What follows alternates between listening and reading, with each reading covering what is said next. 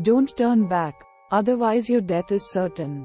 The story I am going to tell you is a little different from this.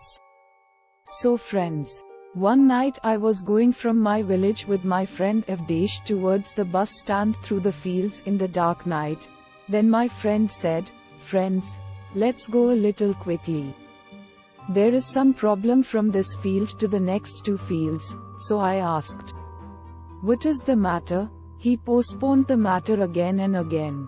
But when I pressed him harder, he told the whole story. Many years ago, a man was passing through these fields at night from his village. On the way he stopped under a tree to urinate. After that, as he walked a little, he heard the sound of a child crying. So he thought that it would be the child of the night watchman, but then he remembered that this farm is Ramesar Kaka, who died by hanging himself here 3 years ago.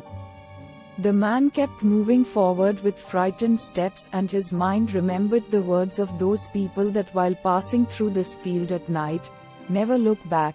If someone asks for directions, do not look at his eyes and feet. No matter how much someone says, do not listen to him.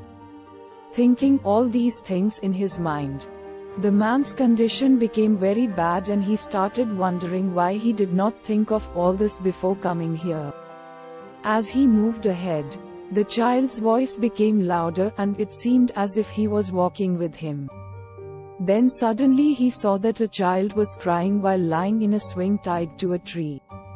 So in fear he called out whose child it was, but there was no response. So he moved ahead in fear but could not stop himself after hearing the screams of the child, and when he looked back, he saw that the child was lying behind him in the swing. Out of pity, he picked up the child in his lap and started running away. After some time, the child started feeling heavy to him, and he was shocked to see that his legs were about to touch the ground. He got scared and dropped the child from his lap. As soon as the child fell from his lap, the child laughed loudly like a grown man and said, "You were saved today. If my feet had touched the ground, no one here could have saved you. Your death was certain."